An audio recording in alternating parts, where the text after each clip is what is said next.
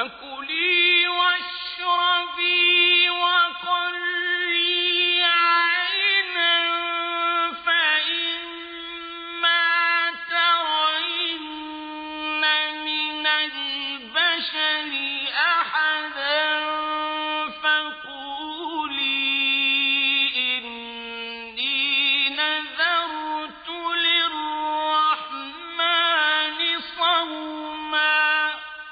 Hey everyone, Assalamu alaikum. Welcome to the Islamic Mary and a Common Word podcast. A Common Word podcast focuses on Islam and interreligious studies. It is inspired by the Quranic verse 364, which calls the people of the book to a common word, and the Common Word initiative held in 2007 in Amman, Jordan. It interviews scholars, activists, and practitioners in the realm of bridge building, peace studies, and social justice. When I first started my work in Islam and interreligious studies, I was attracted to the framework of Abrahamic religions. I came of age post 9/11, and at the time there was a large discussion and dialogue around the idea of Abrahamic faiths. Jews, Christians, and Muslims should come together, understand their differences, and go back to the original founder of all the faiths, of Abraham. However, in the last couple of years, I've been traveling to Southeast Asia through the Brzezinski Institute for Global Virtual Learning. And in Southeast Asia, I've seen the power and relevance of Islam. But in Southeast Asia, you see other religions that aren't part of the Abrahamic faiths. You see Hinduism, Buddhism, and other Asian religions. Today, I sit down with Khairudin Aljunied, who is one of the foremost experts on Islam in Southeast Asia. He's written books such as Islam in Malaysia and Shapers of Islam in Southeast Asia, Muslim Intellectuals, and Making of Islamic Reformism. I got to know Khairudin Al-Junaid when he was occupying the chair of Islam in Southeast Asia at Georgetown University. When I traveled back to the region, I got in touch with him and visited him in his home country of Singapore. Here is my interview with Khairudin Al-Junaid. Hey everyone, Assalamu alaikum. Welcome to the Islamic Mary and a Common Word podcast. So today I'm very fortunate and lucky to have a good friend of mine, Khairudin Junaid, on the show. And he will be speaking about his remarkable books and works regarding Islam in Southeast Asia. So Khairudin, welcome to the show. Oh, thank you very much for having me here today, Yunus. So could you maybe introduce yourself specifically? Can you speak about your spiritual biography? So how did you come to your academic profile, writing these different books? How did you find meaning and purpose? And how did that lead to your research and writing? All right. So my name is Khairudin Al-Junaid, and I think as the name suggests, I'm from the Hadrami Arab family in Singapore. So we are a diasporic community that has been here. We have been here for over a century now, very active in the region. And my mother's side of the family is actually Indian. So if we want to talk about my spiritual biography, it'll be like Arab, Indian, and both sides of the family. As you know, the Hadramis, they're very strong when it comes to Sufistic practices, but they are also scholars in their own right. Many of them actually spread Islam in this region, and I see myself as part and parcel of that genealogy. In reality, I actually didn't want to be a scholar. I actually wanted to be an actor, but that didn't come true, and thank God for it. I would have been a disaster. But more importantly, I was an activist when I was younger. So I always tell the young ones out there that I was an activist that became a scholar rather than a scholar that, in a sense, become activistic. So a lot of the books that I've written so far is actually a kind of an embodiment of my earlier life, very much concerned with the issue of change and reform, trying to help communities out there. And I structure a lot of my writings in that kind of mode. So spiritually, very, I would say, Shariatic, Sufistic.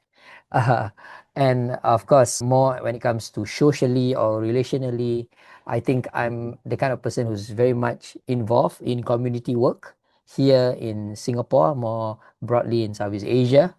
And I see myself more as a scholar activist, more than, the kind of professors that you see in the university. Oh wow, that's fascinating. And yeah, actor, I can see that that you initially wanted to go in that profession. And that background has always fascinated me, the Arab, the Southeast Asian part of you. You use the word cosmopolitan in your work a lot. Could you speak about that word in relation to your background and Yeah, so the word cosmopolitanism or cosmopolitan actually came from the Greek word cosmos and politan. Again, I use that word for the lack of a better term that you can find in the English language to kind of explain the Quranic injunction of inna khalaqnakum min dhakarin wa untha wa ja'alnakum shu'uban wa qabaila lita'arafu. So the whole idea of lita'arafu in the Malay language is called ta'aruf, and the same word from the Arabic original. And if you have traveled into Southeast Asia, whether you go to Singapore, Malaysia, Indonesia, Brunei, Southern Thailand, Southern Philippines, you can see that the people here are always smiling, very open-minded, very hospitable, and more importantly, they will make sure that you feel at ease whenever you come here.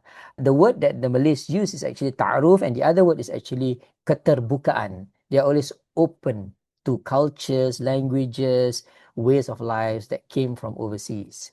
And I wanted to capture that manifestation of Islam in everyday life, which to me would be a counterpoint to how the media have portrayed Islam, especially in this region, as a source of division and conflict.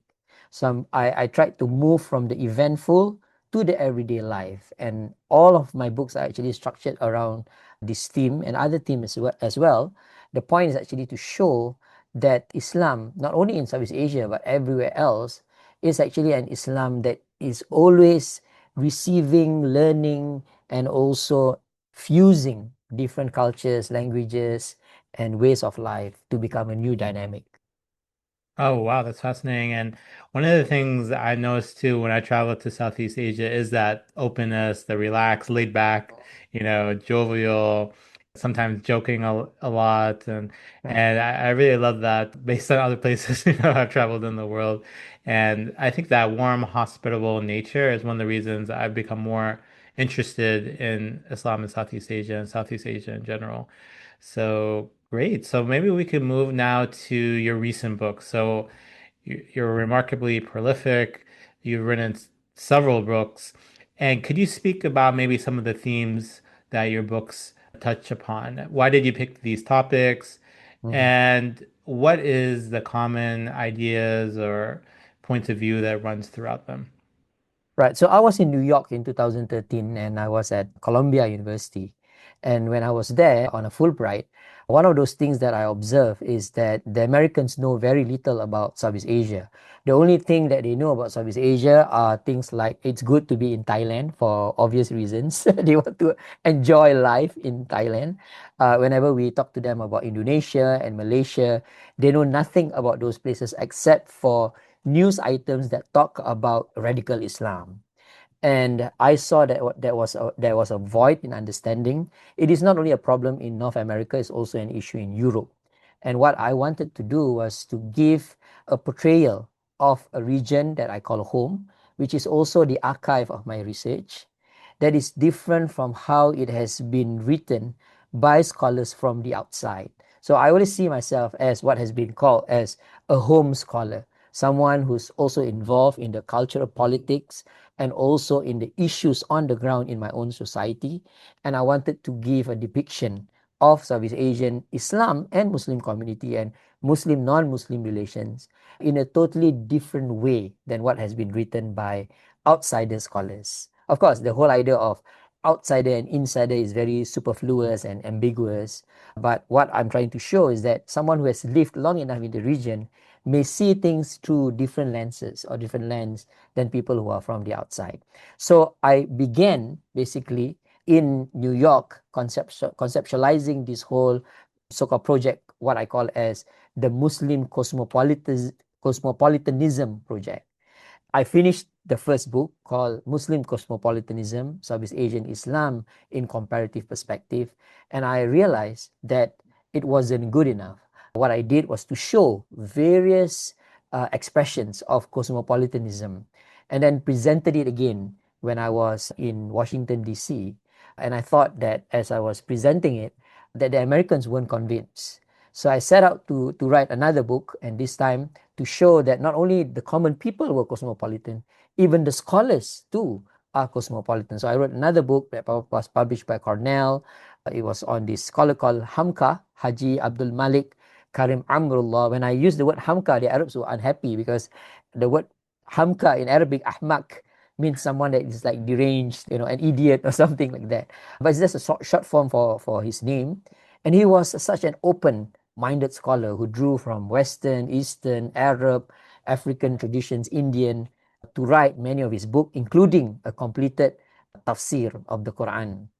I finished that book. It was published by Cornell, but again, I felt that it was not strong enough. So I was then based in Washington, D.C. at Georgetown University as the Malaysia chair of Islam in Southeast Asia, and felt that maybe I should write a longer dure history, a history of 1,000 years about this part of the world, focusing specifically on Malaysia with a wider view of Southeast Asia to, in a sense, inform my own people, but more so the people in the West, how Islam had interacted with other cultures. So later on, we can talk about this a little bit more deeply.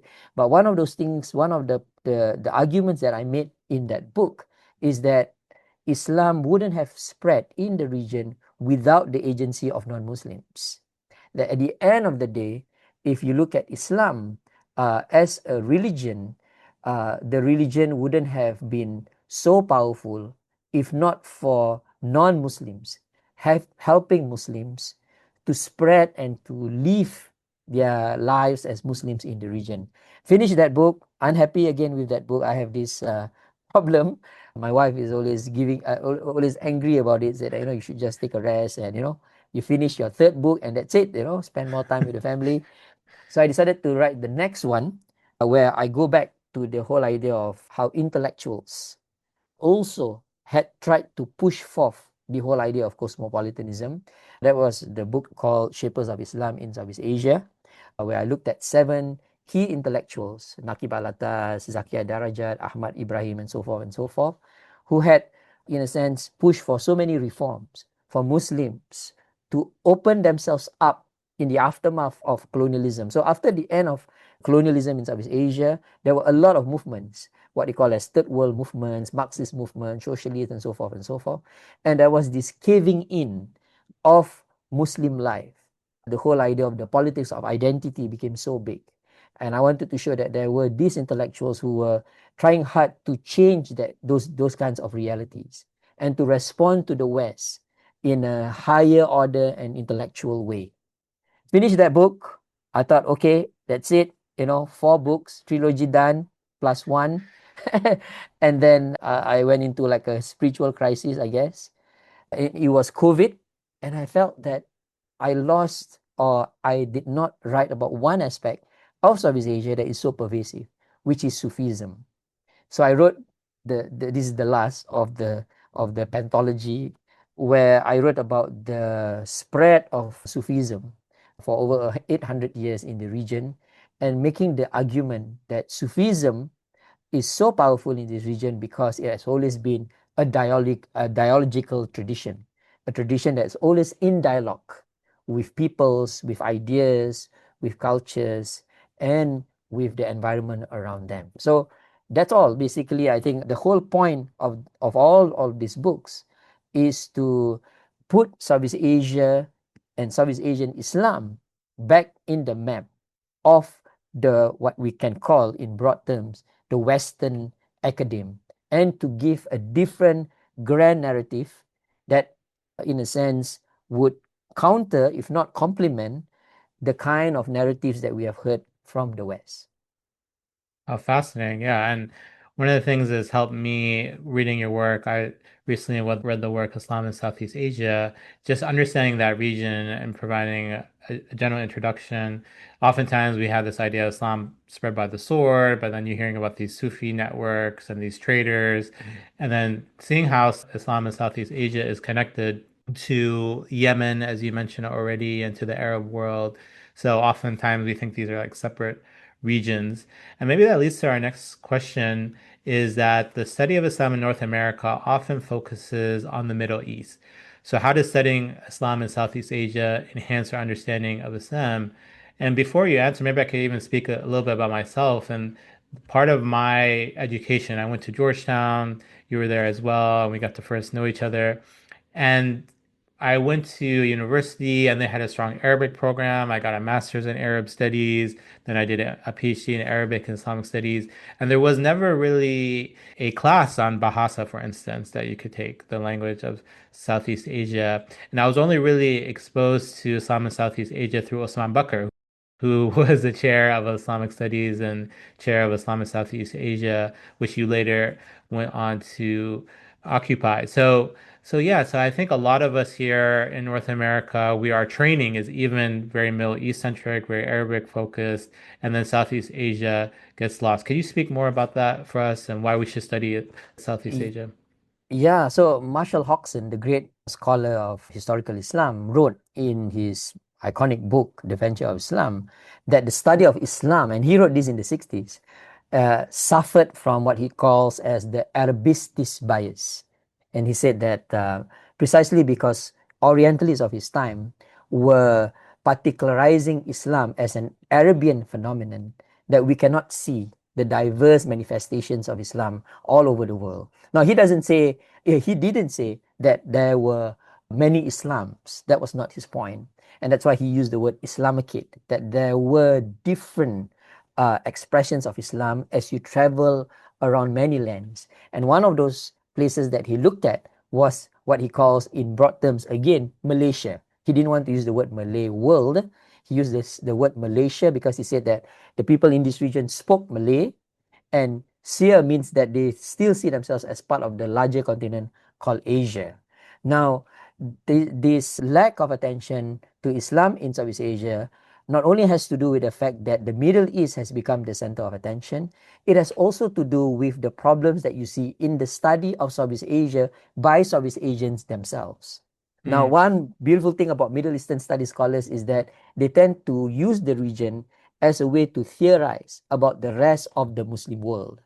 And that's why a lot of the works that are coming out from Middle Eastern studies are used and applied in the study of other parts of the world. So great scholars, I mean, you can talk with me, we can name names, right?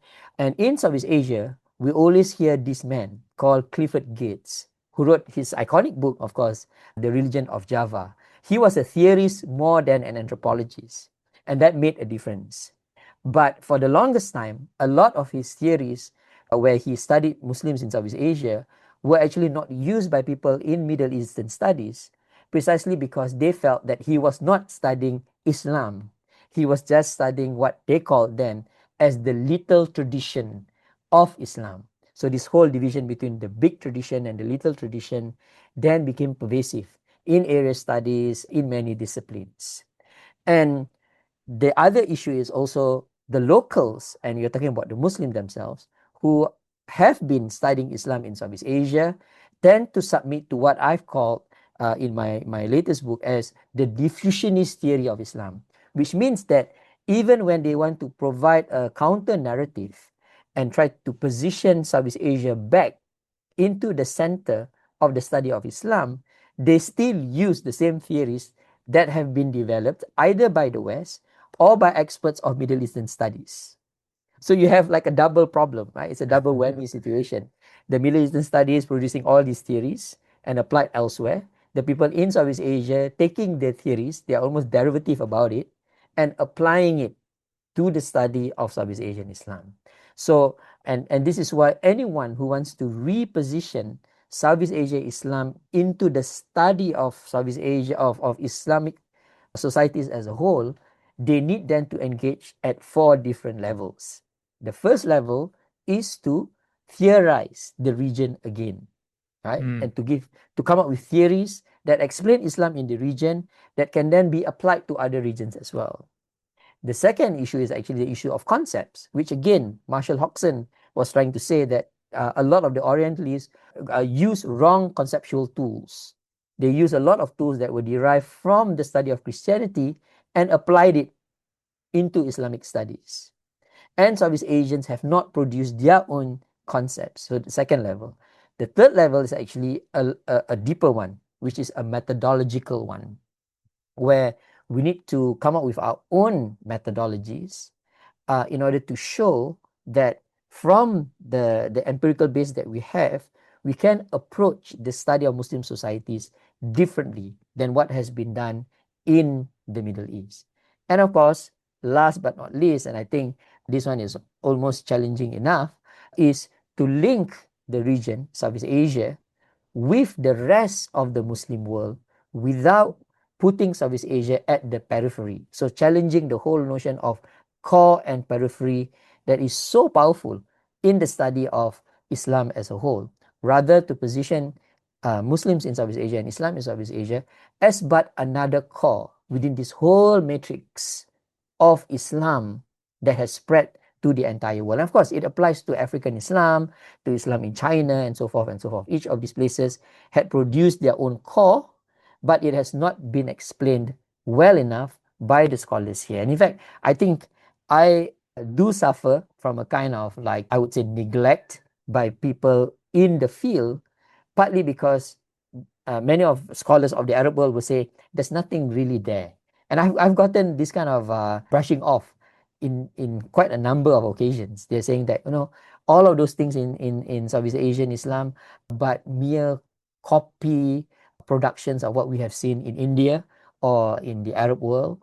And this is something that I think we need to combat against, but we need to write as much as possible in order to flood the field with new concepts, with new methodologies, with new theories, and more importantly, with new conceptualization of what historical and global Islam actually mean.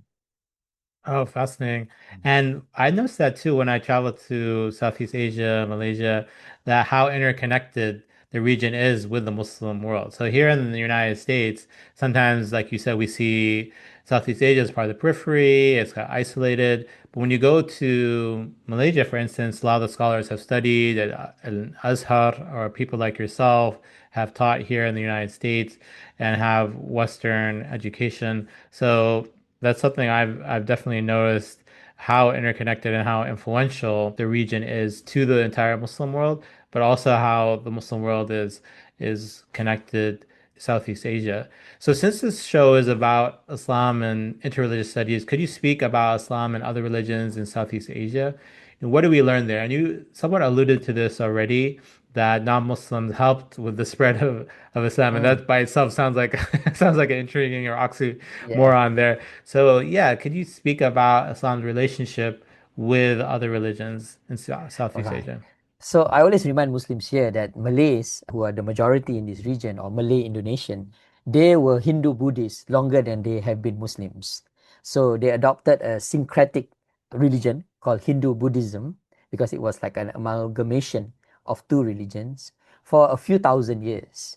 And that so-called religion and beliefs have not faded away. Until today, Malays still believe in ghosts, and they believe in 55 different types of ghosts with particular names to them. There are a lot of Hindu Buddhist practices in Malay weddings up until today. They even practiced by people who are graduates of Azhar, and in fact sometimes Medina too, without them realizing it. So the cultures of the Hindu Buddhists have seeped and has implanted itself so deeply in Southeast Asia that it has not been dislodged. In fact, even, and I was talking about concepts just now, even the concepts that Muslims use here to describe worship is still from what we call as Sanskrit, from the Sanskrit conceptual box, right? Conceptual toolbox. For example, we use salah in Arabic, they use sembahyang, which means to pray to the one, right? It's called saum in Arabic, but here they call it puasa. And puasa is actually the practice of the Hindus here, which means that to abstain from eating except for drinking. And a lot of other words that they use. Even when it comes to describing God, they use Allah, but they also commonly use Tuhan, which is from Sanskrit again. So precisely because of the deep-rootedness of Hindu Buddhism, that Muslims, when they come into this region, took a lot of the practices of the people in the past and fuse it with Islam. And I have argued in other places that when they were doing da'wah, especially the Arabs, the Indians, and even the Chinese who came from China to spread Islam here, they subscribed to this whole idea of syar'un man qablana, that they take the shara that came before them, and then see how it is congruent to Islam, and let whatever that was there in the past to coexist with the Islamic present. And of course, what we have now is actually a melting pot of so many traditions. Even though generally people call themselves Muslims, practically many religions, many cultures are actually embedded in their day-to-day practices. Then that leads us to the relationships between Muslims and non-Muslims.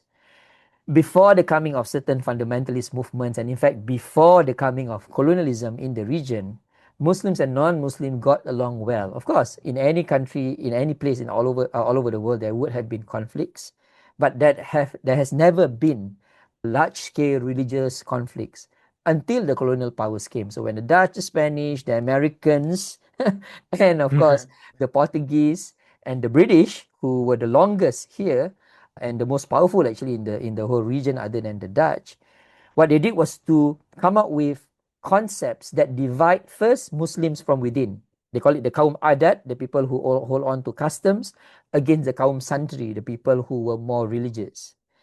And then they drew divisions by racializing communities. So then they divided the Hindus, the Buddhists, the Muslims, and the Christians, especially the Christians, against the Muslims. Divisions came about, and all the cosmopolitan cultures and interactions that were there before then fizzled out slowly. Not that colonialism basically removed all of the cosmopolitanism that was there, but it did build divisions that became a hallmark of the ordering of post-colonial states. So like today in Singapore, Malaysia, there's this stress that you must define yourself as part of a racial group. And that's why I began my book, Muslim Cosmopolitanism, by saying that the school principal couldn't accept that I was not paying school fees, because Malays don't have to pay school fees here. But the principal was telling me, your name implies that you are Arab. Why is it that you classify yourself as Malay? And I was explaining to her that I don't fit in any of these categories. But I can say that I'm Homo sapien. So short of being punished for being too smart, she was telling me, you got to pay your school fees because you are not Malay, right? No matter what your identity card says. So this is the legacy of colonialism that right now a lot of Muslims in Southeast Asia are trying to dismantle, especially the younger ones. And the younger ones embrace what has been called as hyphenated identities. They are both Muslim and they are also a citizen of a given country. But more importantly, especially the 6 children that I have, do not even identify themselves to places. They see themselves as citizens of the world. I mean, not many people actually feel Singaporean right now. They actually feel that they are part of parcel of an Instagram community, part and parcel of an advocacy group. And I'm trying to say that when we go back to the past, it's almost like driving, right? You look at the rear view mirror. When you look at the past before the coming of colonialism, that was how people lived, like the young people right now, that they see each other beyond racial lines, even though they are aware of their origins and their backgrounds. And this is the project that I'm trying to push for, first intellectually, but of course, turning it into programs out there if possible. It's difficult because race is still the organizing principle of many of these countries in Southeast Asia, but things are moving to a good direction. That's why Muslims and non-Muslims right now, especially in Malaysia, Indonesia, they are forming coalitions to bring about a cosmopolitan society.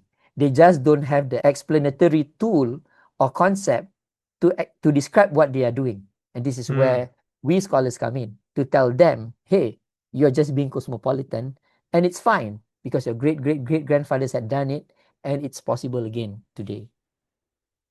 Oh, fascinating. Yeah, wow, that's really interesting to see. And I noticed that the new parties have been developed, new coalitions are interreligious, that are not only limited to ethnicity and Islam. So, on this point of interreligious dialogue, you've obviously traveled here to the United States. You were at Georgetown for a little bit. So, we often talk about in the West Abrahamic dialogue. And that's something between Jews, Christians, and Muslims. I came of age after 9/11, and that term was used a lot, Abrahamic, and it still has currency today. So when I came to travel to Southeast Asia, you see, as you mentioned already, there's Hindus, there's Buddhists. So how would you describe interreligious dialogue in Southeast Asia, and how is it different or similar with the presence of Buddhists and Hindus? Well, in my book, I actually mentioned that there are so many churches, mosques, temples all over Southeast Asia that are built next to religious places that are different from theirs, and they Hmm. coexist. If you travel into East Malaysia, to Sarawak, for example, the churches and the mosques would share the same car parks. So on Fridays, Muslims can park their cars in a church next to the mosque. On Sundays, the Christians park their cars in the mosque, and they are fine about it. Right? There's no problem at all, and people are coexisting very very easily. And when we talk about dialogue, to me, this is the real dialogue. I Hmm. always am skeptical about religious leaders coming together, having a kumbaya and saying, I respect you, you respect me, we love each other, brother, let's hug and let's pray together. I feel that that kind of high level dialogue would only preach to the converted. We need to have that. We need to have certain positions that are made by inter-religious leaders about them being united.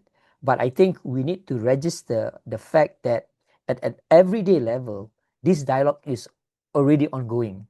People are helping each other. Even in times of conflicts, Muslims and non-Muslims are actually working together to ensure that everybody is safe. Now, especially in Malaysia and Indonesia, because of the monsoon season, there are floods everywhere and homes are going to be lost. And you can see, non-Muslims helping Muslims to rebuild their religious places, and Muslims helping non-Muslims to allay a lot of their anxieties and to help them in times of need. These dialogues are the things that we need to talk a little bit about, and also to show how people don't actually look at their religious backgrounds when it comes to solving the day-to-day problems of society. And I think when it comes to Southeast Asia, and this is where I think you can compare it a little bit with the US. My little experience of staying in the US is that if you don't watch the news, America is such a great place to stay, right? But once you turn on the news, what you see are events that don't reflect what you see when you go to the pharmacies out there. People are generally very, very nice. I mean, I lived in North Herndon. Maybe that's not a representative of the whole of the US, but certainly it's so multicultural. It's so friendly. And in fact, my kids loved it. They wouldn't have gone back if not for the fact that I had to go back. They loved it so much. And that's precisely the kind of life that you see in Southeast Asia. Everywhere in Southeast Asia. In fact, even in places where what we call as conservative states, and here I'm talking about Kelantan. Kelantan is the northern tip of Malaysia. It's ruled right now by an Islamic party called the Parti Islam Se-Malaysia. If you actually travel into Kelantan, you will see Chinese communities there. And these people speak in the lahja or the dialect of the Kelantanese. And the best part of it all is that they eat with their hands, right? Hmm. They basically nativize themselves. So even in conservative states, this cosmopolitanism is happening. The dialogue is happening at everyday life. I just came back from Penang and I went to the shop to repair my watch, and the uncle is a Chinese man who knew that, okay, surely you're either Indian or something else, right? He repaired the watch and looked at me and said, you're a good guy, take this watch and don't pay me anything. So these are the things that I feel that we have here. And that's why Southeast Asia is not only unique, it's such a great place to stay. Now, some of the detractors of my work say that, so how about the crazies? How about these people who are pushing for a certain hardline Islam?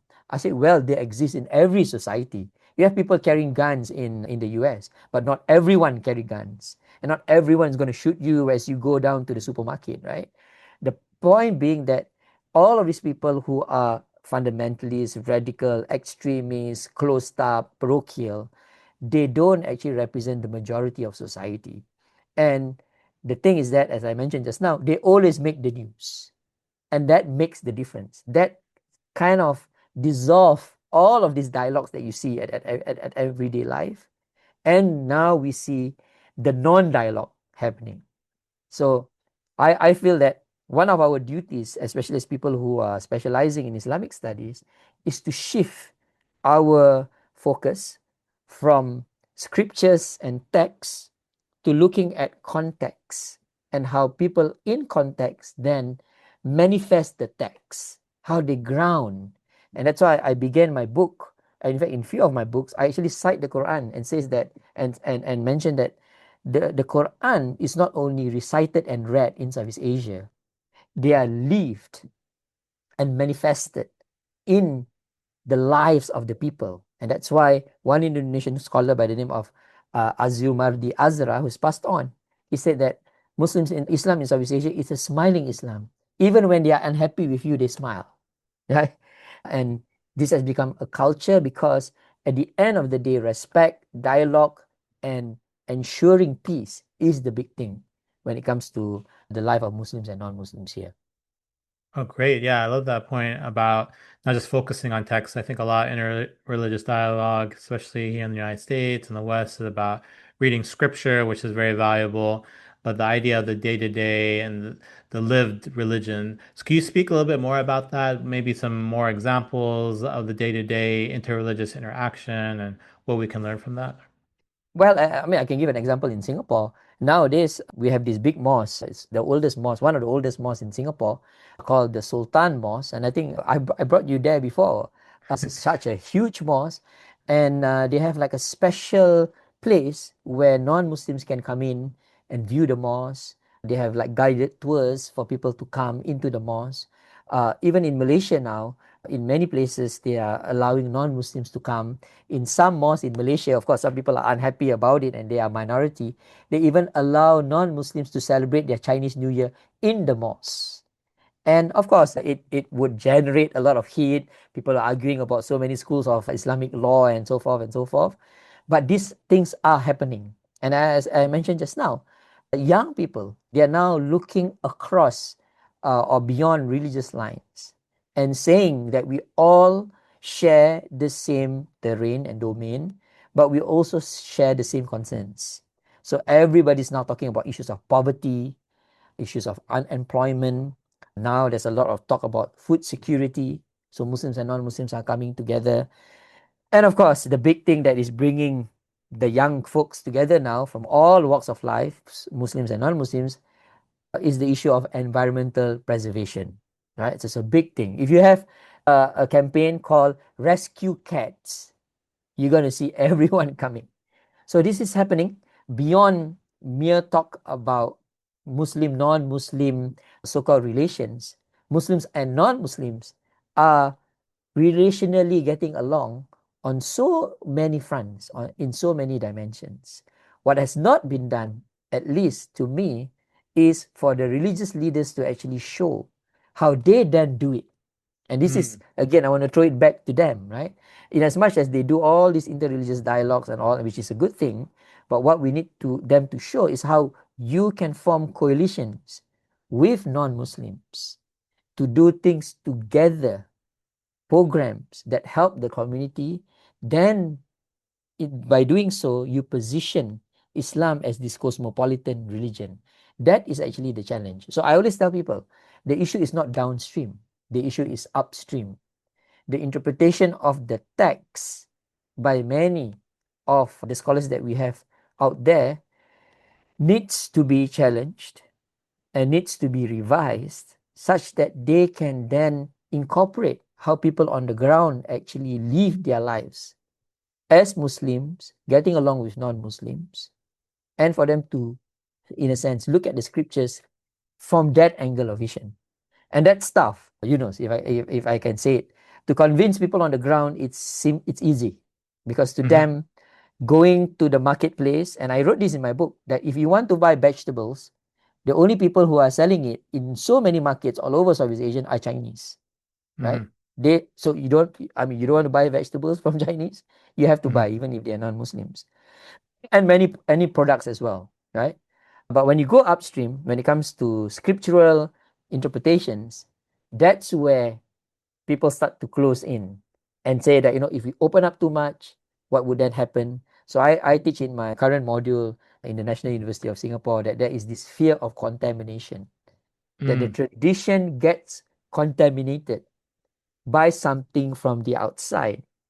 When, as I was telling my students, if and some of my students are actually non-Muslims, right? That if you look at the Quran in itself talks about other religions. In fact, no Hmm. other religion in the world has so many references to other religions than the Quran. You can study all other religions in the world except for Baha'ism, which is amalgamation of so many other different religions.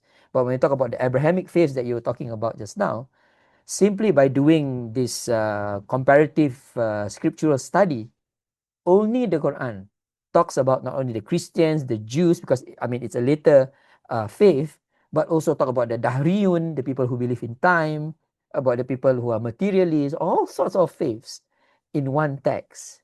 That has not been explained, I think, enough. Great. Yeah, no, I totally agree with you. And to conclude, is there anything else you would like to share based on our discussion? And is there anything specifically you're working on? Are you adding to the pantheon of books you've already written? Yeah, so I take the advice by Professor John Esposito. He's already retired now. He said that, enough of Southeast Asia. You got to move on. Okay, so he came here and we had dinner together and said, you've done your part. I know you are, in a kind of mode of trying to explain what Southeast Asia is. It's done. It's time to move on. So I'm writing actually a book on Islamic reformism. Hmm. And the title of the book is Islamic Reformism: A History in Books. Hmm. And I'm making the argument that there are around 20 books, 20 iconic books that have shaped Islamic reformist thought, beginning with, of course, Muhammad Abdu, because I begin in the 19th century, all the way until today. Of course, the book of Jasir Auda and so forth and so forth. And I'm trying to make the argument, tentatively at least, that these books are not only texts, they are events. And here I take Hmm. from the work of Edward Said. In his book, The World, the Text, and the Critiques, and the Critique, he said that books, when written, have lives of their own. And the lives or the social lives of books go beyond it being read by literate communities. But books, when written, actually shape the lives of societies, because societies read them and then try to embody them in their everyday practices. And we know when we talk about books pertaining to Islamic reformism, they did shape many parts of the Muslim world. But there hasn't been a text that showed how these books were consumed and became part and parcel of the grammar and vocabulary of the societies that they were in.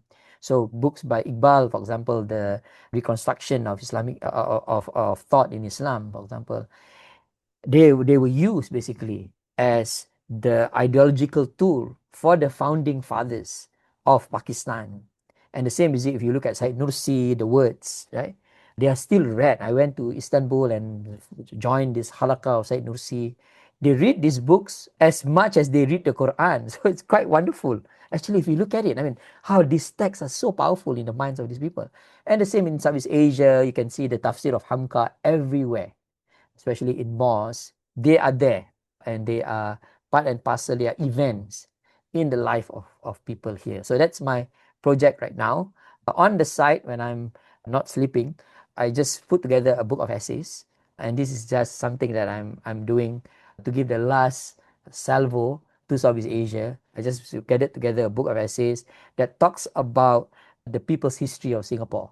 So Hmm. again, trying to show how Muslims and non-Muslims have gotten along well in Singapore, despite the fact that race is the organizing principle of this country. But people have moved beyond that kind of discourse and trying to incorporate a more open-ended identity. So that's that. I'm gonna like kind of slow down. I'll be 50 by next year, and I think the body is telling the mind that you need to take things at a slower pace. So yeah. And that's great. Wow, I'm really excited to read those works. So thanks so much, Khairudin Aljunied, for this interview. Thank you so much. And that was my interview with Khairudin Al Junaid. So many things stuck out to me. First, the idea of cosmopolitanism. Here in the United States, and in North America, we often operate within an Abrahamic framework, that of Judaism, Christianity, and Islam. However, as Khairudin explains, that for a large part of the history of people and Muslims in Southeast Asia, there was a Hindu-Buddhist framework. And this leads to new opportunities and potentials. It's common for people in Southeast Asia to have differences of religion and cultural practices. As he mentioned, even the car park or the parking lot is shared between churches and mosques. Another thing that stuck out to me was his activist background.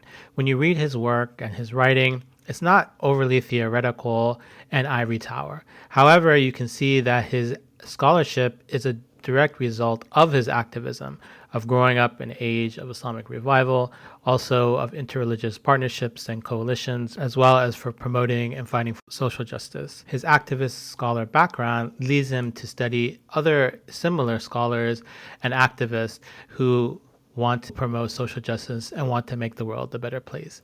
And lastly, his theory and understanding of interreligious dialogue is not simply one focused on religious leaders and scripture. He is skeptical, as he said, of religious leaders coming together and simply dictating and writing statements of what others should do. Rather, interreligious dialogue for him is the day-to-day. He mentions that the idea of going to a clock shop and getting his clock fixed and someone just saying he's a nice person, a good person, and that leading him to have a pleasant experience and dialogue. He also talks about the idea of food insecurity and climate change and how people on the ground are talking to each other and building partnerships. His idea of interreligious dialogue is people of different faiths working together and building various political and social coalitions. For Khairudin and Junaid, this is not something new or modern, but represents the history of Islam in Southeast Asia. In conclusion, I would encourage you to subscribe to a Common Word podcast, which is available on the major podcast streaming services such as Apple Podcasts and Spotify. You can visit the Maidan website for more podcasts, blogs, and videos. You can order my new book, The Islamic Mary, Maryam Through the Centuries, which speaks about Christian-Muslim dialogue and dialogue in general. You can visit my website to learn more about my bio, research, and blogs. And you can join my listserv to be updated about my research, speaking, and publications, especially events and programs related to the Islamic Mary book. Thanks for listening to a Common Word podcast.